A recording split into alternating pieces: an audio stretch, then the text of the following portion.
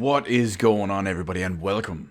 It is the one and only Q from Retro Q Gamer back, in effect as always, and here we are, episode 42, almost one whole year's worth of Quack experimental podcasts. It's been up, it's been down, it's been high, it's been low, but damn does it feel good. Because let's go, round and round we go, where we stop, no one knows. So, this week, woo lad, as they say. First off, we'll start with some potentially good things, but nothing crazy to get worked up over because, frankly, it's still a rumor at this point. Or two rumors, depending on what way you want to look at it. But you know me, I don't get hyped and whatnot over rumors because most of the time they turn out to be false, they turn out to not be true at all, and they turn out to just basically not exist.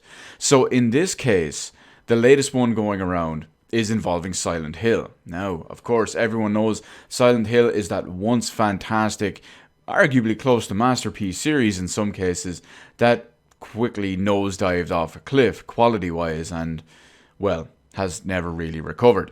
But supposedly there are two Silent Hill games in production. Now, apparently Konami sent out pitch requests for Silent Hill games, or a Silent Hill game, about 2 years ago, or so, give or take. So when it comes to these two games that are allegedly in development, one of which is kind of a soft reboot of the series from what is at the moment an unnamed studio working on it and producing it, supposedly anyway, which is desperately needed because if you don't know, the last two main games in the series, Silent Hill Homecoming and Silent Hill Downpour, were so ridiculously bad they completely killed the series. Silent Hill Homecoming was a massive quality drop, and then Downpour got even worse when you just didn't think it was possible. Then again, you know, we say that you probably couldn't think Homecoming or anything could be worse than Homecoming, and then you think probably nothing could be worse than Downpour. Well, Kojima's PT/Silent Hills teaser was a pretty much awful concept based on Silent Hill, and if Silent Hills made by Kojima had turned out to be like PT, yeah, it probably would have been even worse because Kojima's involved in it. Let's face it, the guy hasn't made a good game in about 16 years.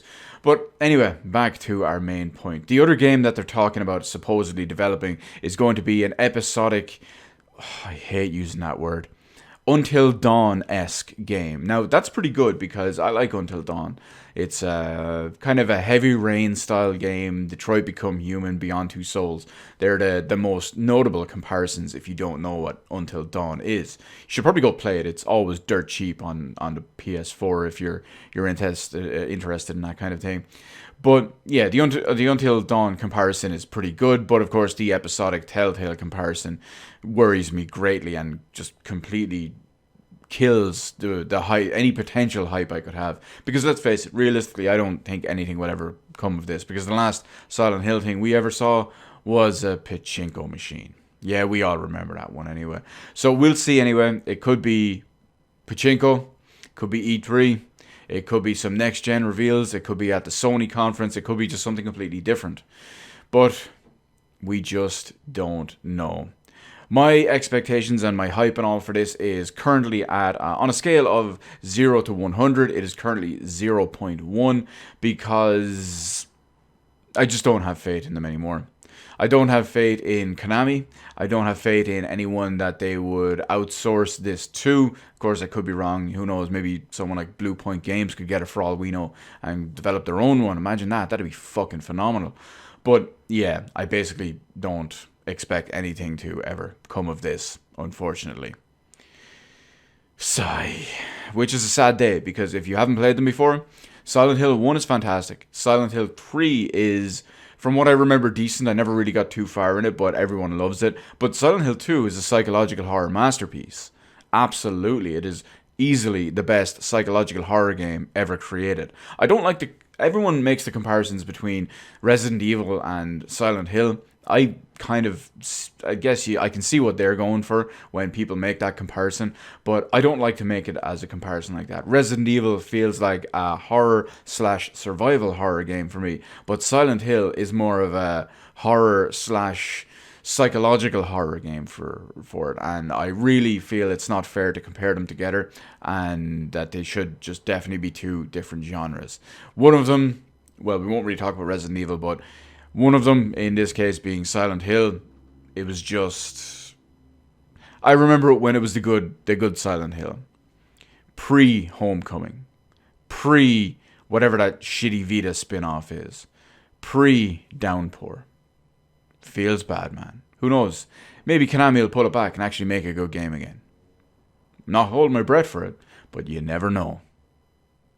Well, they say time is cyclical and delays equal time, so here we are yet again. Groundhog Day. Cyberpunk 2077 delay. Yes, that rhymed apparently. But we all know that Cyberpunk was delayed from April to September, a 5-month delay which also added crunch.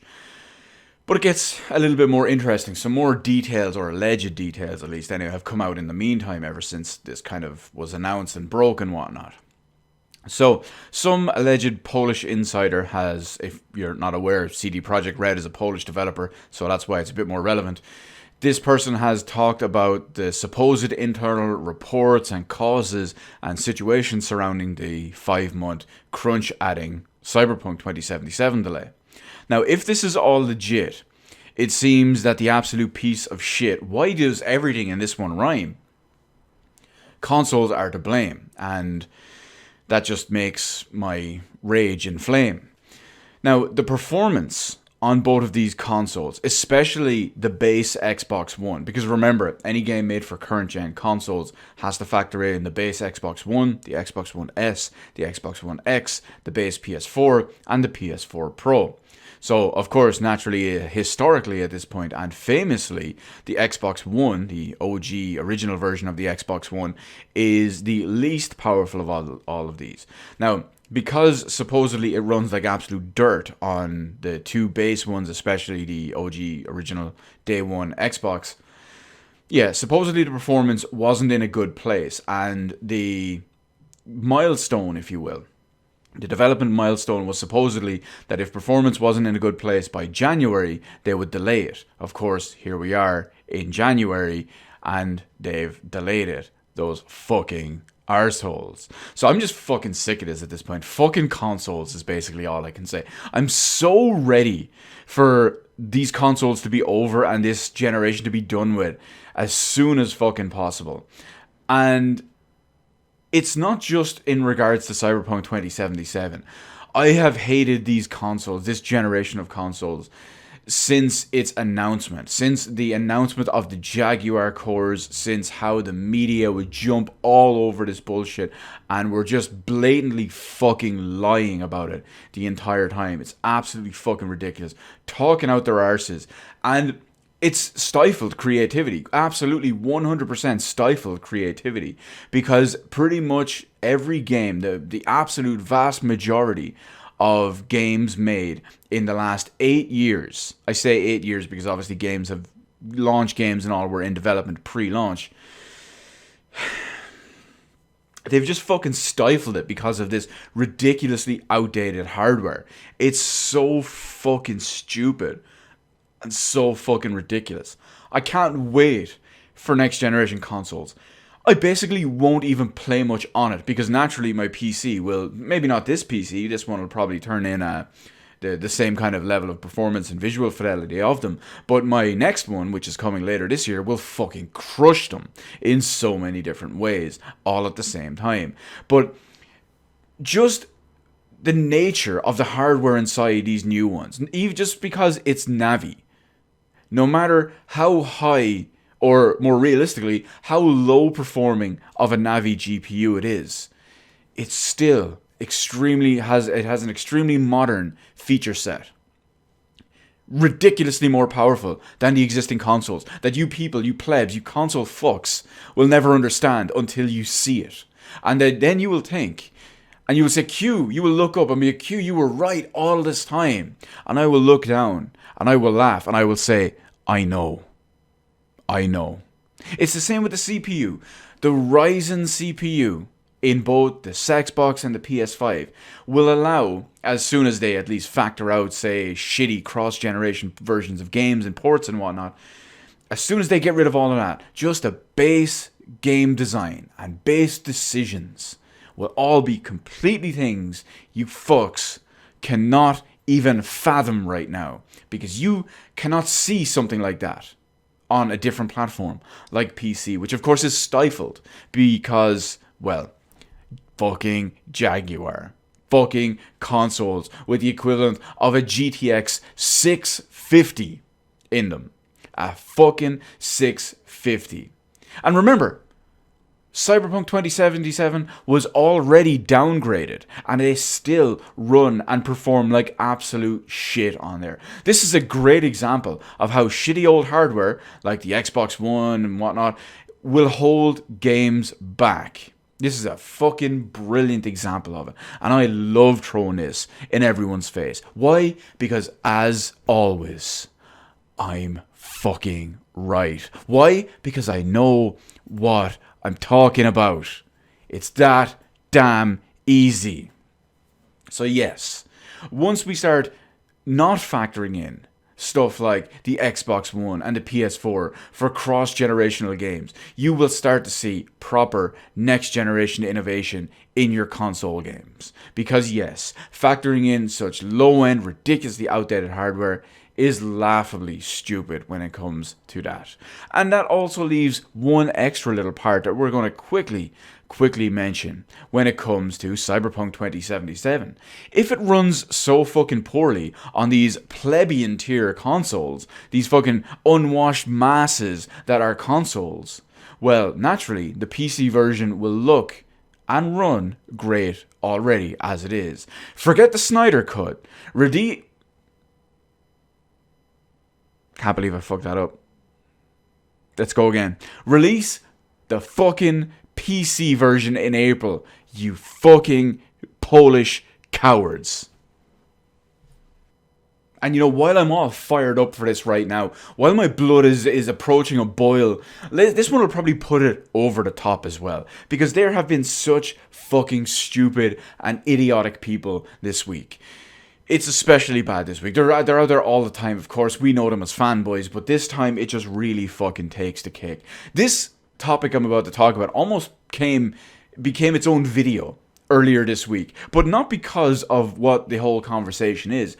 I almost hit breaking point when it comes to fanboys. I almost snapped. I almost lost the plot. I almost fucking broke everything, metaphorically, not physically and literally, but it was so bad. So bad. So we're talking anti-consumer business practices. Those things out there that no gamer, no consumer, no anything should defend and should endorse and should be making excuses for. The only people who should be making excuses for stuff like this are the business owners, the business makers, the shot callers, whatever, in these large scale companies that want to fleece you for as much money as possible. And of course, the stupid fucking retards that are paid shills that also work for the likes of, well, these media outlets, because let's face it, they're not really gamers. They're just trying to be anti-gamer. They're pro-corporation. Why? Because there's more fucking money in it for them, with more ad revenue and more sponsorships and whatnot too. So this all goes hand in hand with all of these retards out there, these fanboys and all. But this one goes not only hand in hand, but more dick and arse when it comes to the worst fan base out there. That's right, you already know who I'm talking about. The Nintendo fan base, because they are, yes, the absolute worst fan base out there. The worst fanboy base out there, I should say. Regular old Nintendo fans have nothing to fear from me, but the fanboy fan base are the absolute fucking worst of the worst. Which is funny, because a new study out there has shown that the PlayStation fanboys are the most loyal, which again isn't something to be proud of, but yeah, Nintendo is much, much further down that list.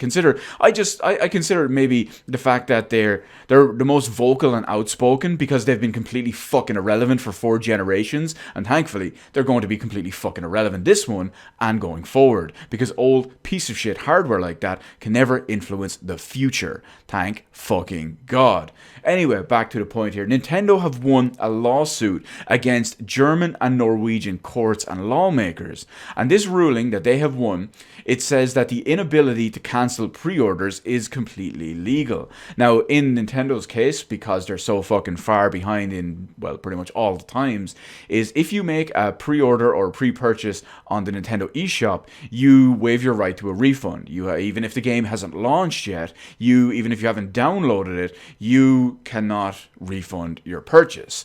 Now, Some people out there, of course, will claim, oh, they gave me a refund, this, that, and the other. There have obviously been one or two very special exceptions, like, for example, where Nintendo's marketing kind of slipped up, and let's use Tokyo Mirage Sessions FE in Japan as a great example. Back on the Wii U, the Japanese version was uncensored, whereas the worldwide version, other than that, was censored. And when they ported it to Switch, they didn't advertise at first that every version was using the censored version. And of course, the Japanese market, because they were expecting the uncensored version, well, they offered refunds to the Japanese market if they wanted. Now, that's, of course, a very special exception, but this whole thing as well, the fact that they can do this and all, is absolute completely bullshit as fuck and anti-consumer as fuck. Which, of course, naturally, that means that the Nintendrones are out in full force defending this like the fucking retards that they are. So you have them out there, you look at all these comment sections and all, you see Nintendo these fanboys are making all these comments that, oh, Nintendo fans are making a big deal about wanting physical games, and then they complain about this, something that affects digital sales only, or the whole usual, oh, don't pre-order it then, it doesn't affect me, so I don't care, I only buy physical.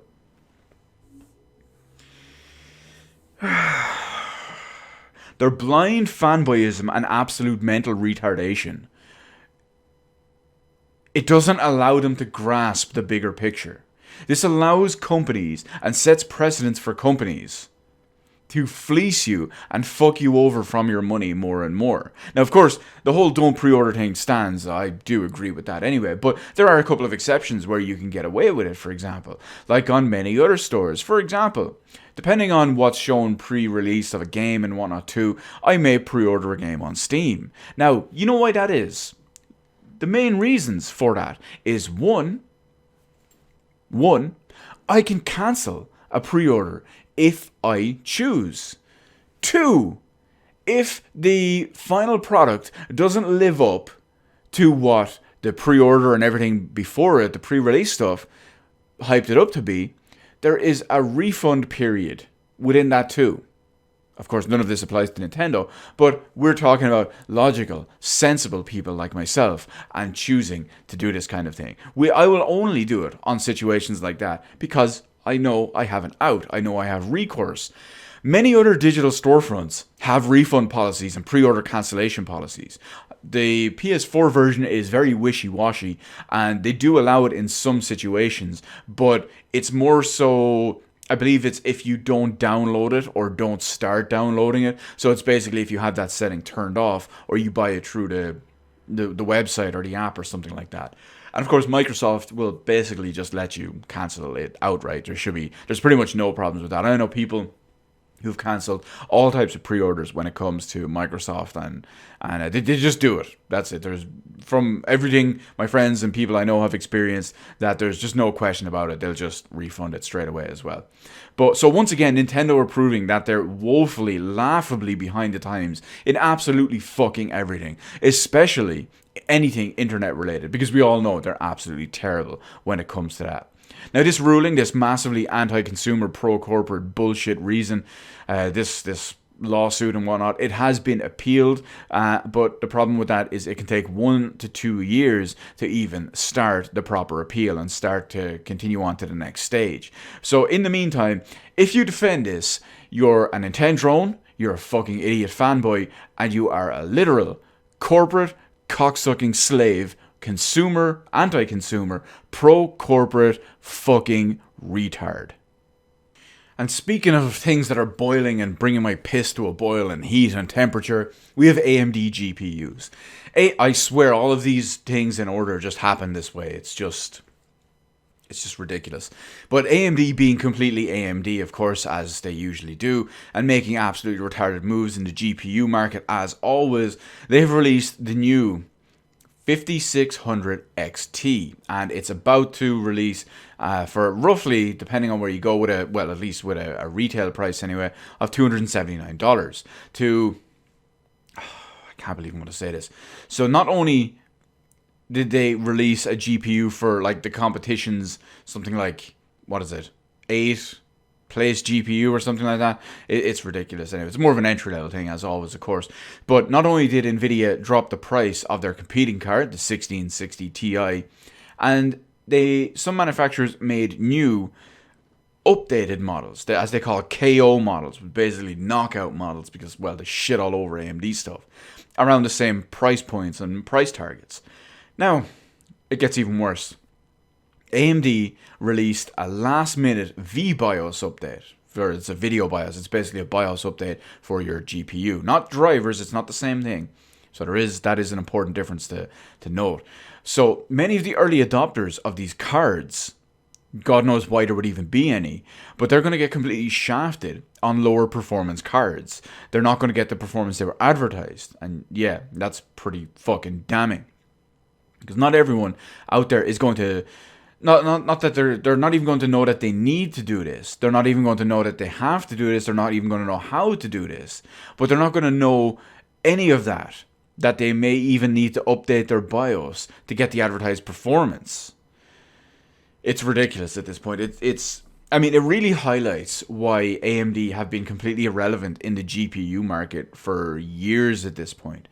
And with the supposed leak of the high-end Navi card and all as well, I'm sure that they'll fuck that up somehow, because, well, AMD going to AMD. Once it exists, of course, if it even exists at this point too.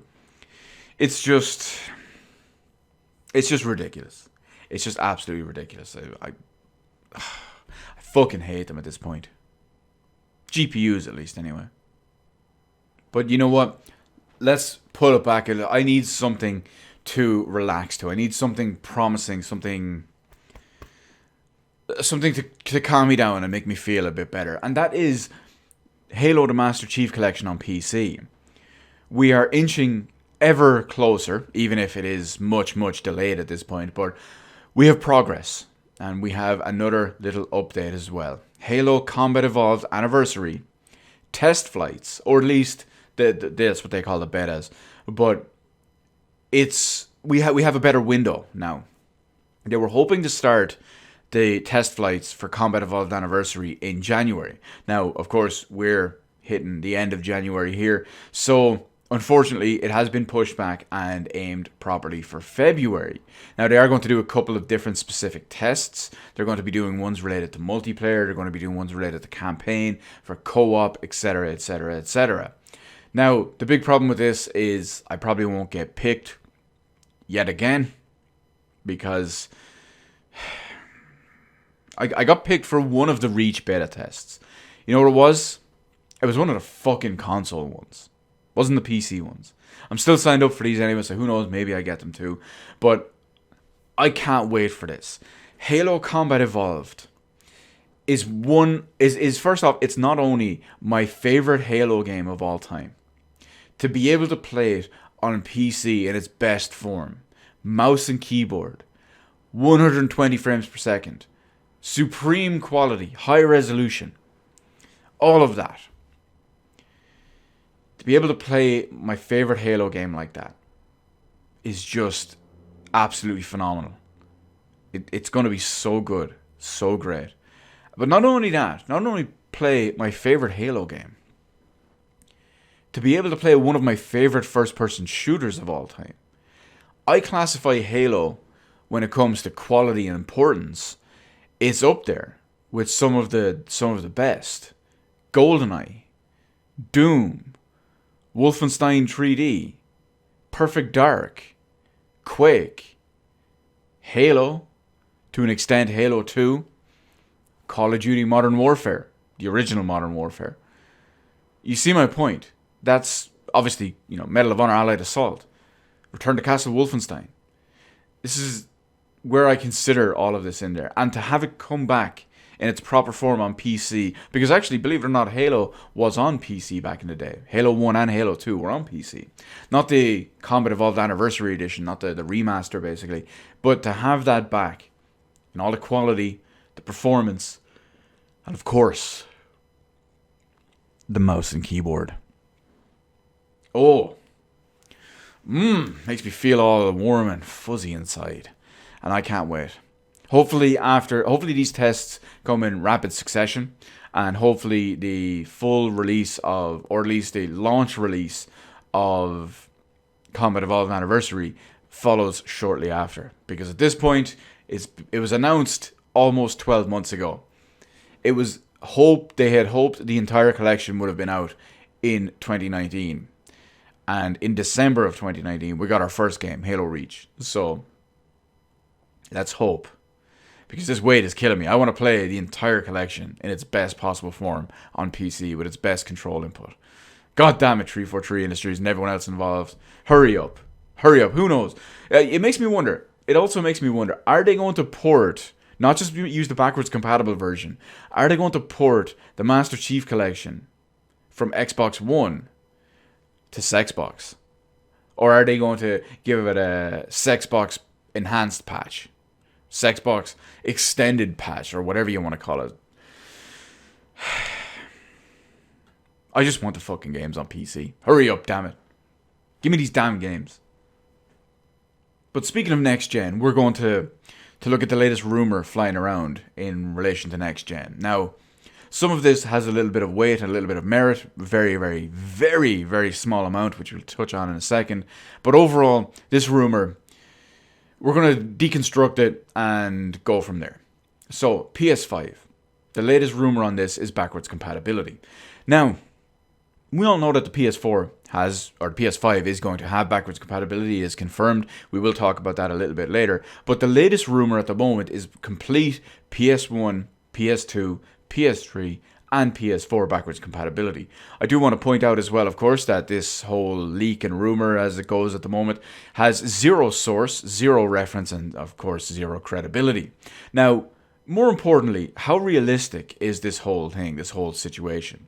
So, first off, Sony's backwards compatibility, their history with backwards compatibility is spotty at best. Okay? The PS2 played PS1 games. At first, it played it on a hardware level when you had the big, fat, thick PS2, the original big boy. Then the smaller one played it with a software version. Well, there was a hardware/software combination in there too. When it comes to PS3 is when it starts getting a bit weird. At launch, PS3 did PS1 and 2 via a physical hardware PS2 inside it. That was why the console was so big, and that's why the console was so heavy at the time as well. And then, of course, it was removed and they just got rid of it all completely. And then they patched in software emulation for PS1 much, much later down the line. And, of course, the software one for the PS1 plays all the games on there too. People will say, oh, the later ones even have software backwards compatibility for PS2. This is absolutely wrong if you only count the few certain ported over PS2 ports that ran on there with you forced to rebuy them. That doesn't count as backwards compatibility whatsoever. And if you think it does, you're a fucking idiot. And you're falling for Sony's marketing scheme. You're likely a Sony pony and a defender. Because, again, you're probably a fucking idiot. Now, PS4 did basically nothing. It's the same way as well. In the likes of, buying select PS2 games that were ported over is not backwards compatibility. The PS5 is officially confirmed to have some backwards compatibility in the sense that it is PS4 backwards compatible with all PS4 games. You know why? Because that's how x86 based PC hardware works, which is why PC hardware is the best hardware. Now, back to this whole situation. Now, we're going to look at why, or the viability of this on the PS5. Now, PS1 is definitely viable because an x86 based software emulator already exists on PC for, hell, probably about 20 years now. So that could easily be modified, or one could be created for it and just used on there. Now, PS2 is pretty much exactly the same way. There are x86 based emulators for PC, for PS2. So again, you could either port it over or create your own version of it and whatnot for using the PS1 and PS2 over there. The PS3, on the other hand, is almost absolutely 99.9% I was going to say 100% right after that.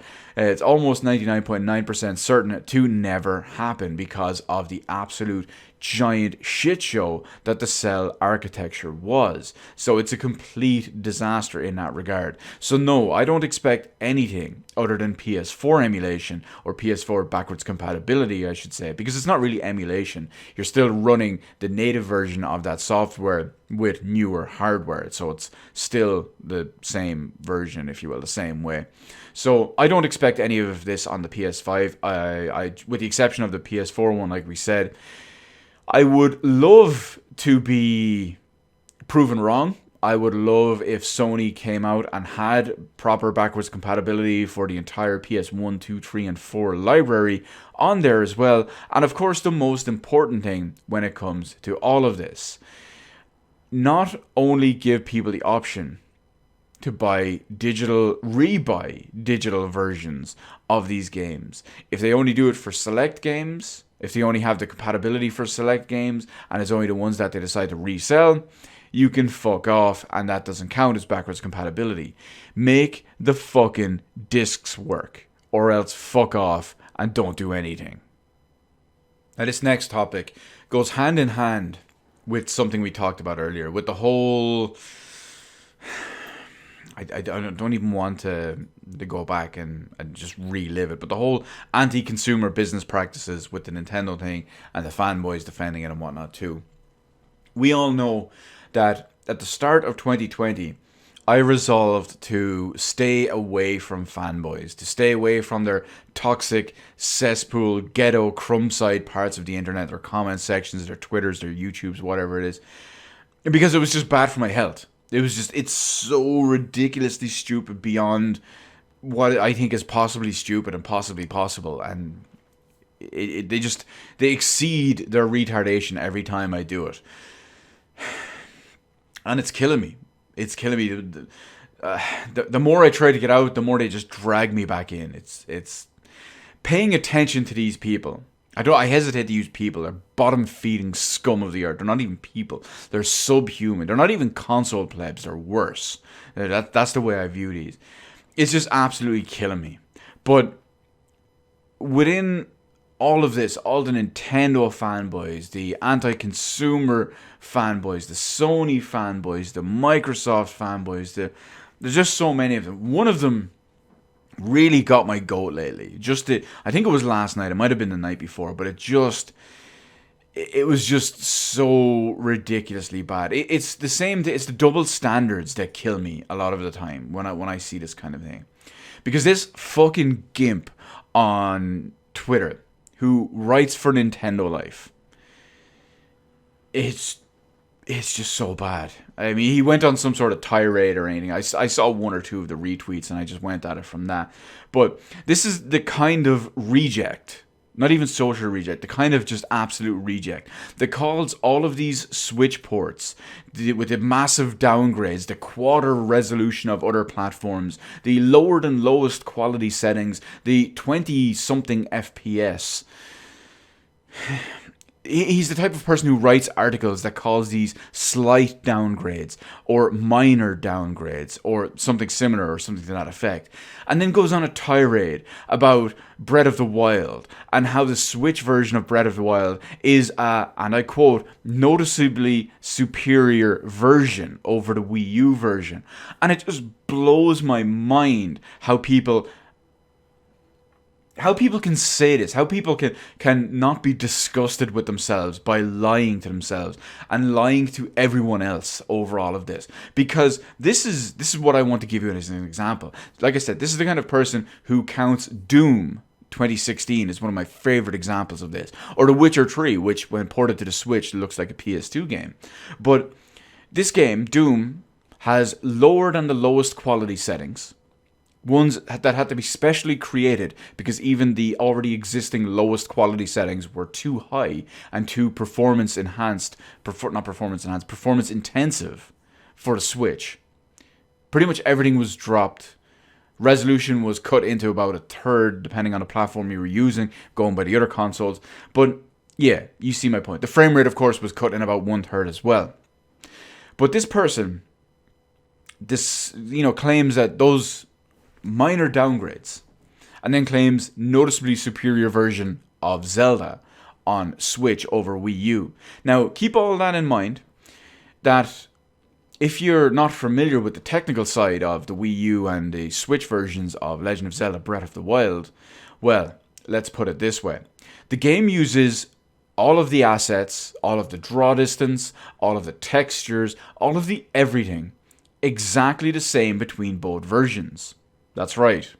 Consistently at first as well, because he did specifically mention at launch, the Wii U version ran better. The Wii U version was the superior experience. Yes, the Wii U version had a couple of performance drops. They had nowhere nearly as many, as heavy, or as frequent as the Switch version. The Switch version required multiple patches over the course of a few months in order to get the performance up to Wii U levels, or in around it. So, despite the only main difference, other than the performance being superior on the Wii U for the most part, the Wii U version was 720p. The Switch version, in docked mode, was 900p dynamic resolution, dropping as low as 800 and something. But yes, you can see every asset, every piece of quality, every texture, every effect, everything, draw distance, whatever it was exactly the same. A slight bump in resolution. I say a slight one because arguably the jump between 720p and 900p is laughable at best. And the fact that people even need to mention that and use that as a selling point is ridiculous. Because let's face it, you're using it on a 1080p TV. You've been using 1080p TVs for, well, about 10 years prior. And yeah, you see my point. So these are absolutely unethical fanboy cunts that are paid to spew their bullshit lies and propaganda. Their fanboy lies and propaganda. Why? For clicks. For clicks and for fucking money. I hope they would all fall off a cliff and die. Maybe run over by a truck that has... Maybe it's bringing all the old Wii U's back to be destroyed. To be taken apart and use their little their laughably low 32 gigabyte memory units to be ported over to Switch ones. I fucking hate them. I wish they would all choke on a bag of dicks. And their job is a joke, their profession is a joke, and they do not deserve anything. I fucking can't stand them. This goes hand in hand with just the fanboys in general and the topic we discussed earlier. But yeah, it almost made its own video where I just couldn't take it anymore. Just absolutely ridiculous. I would have had to walk away from the internet for a week, which arguably would have killed me, but yeah.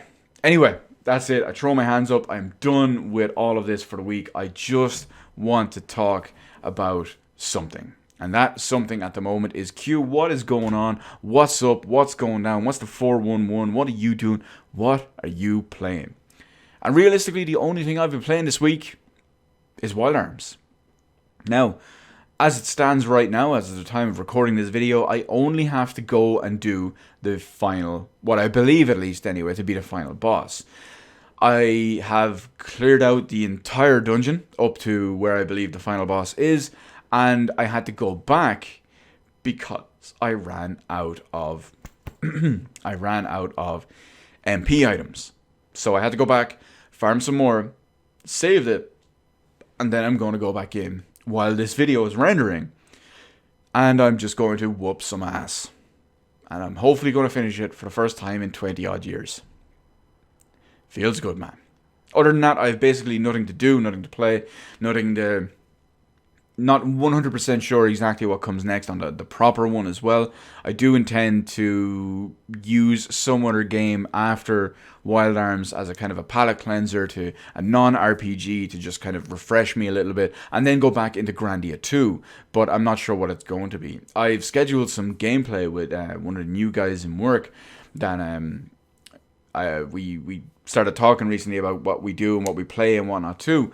And yeah, he wants to play a bunch of... He likes real-time strategy games. We were talking about Age of Empires Definitive Edition. I mentioned that I had it, and he'd asked me if I wanted to play it sometime. And yeah, I wanted to get back into it. So that's going to hopefully act as a little bit of a refresher and a palate cleanser for me.